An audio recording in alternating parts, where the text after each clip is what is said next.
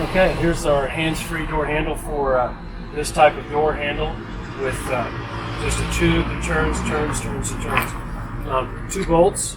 It's a universal device, so you will not be using the top hole, but using the middle and the lower one. And it goes in like this, back up like this.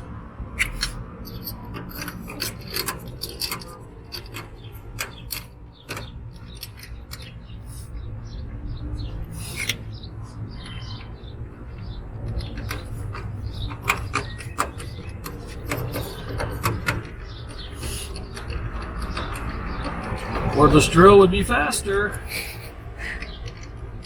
This doesn't take too long. If you've only got 1 to do or 2, this is just fine.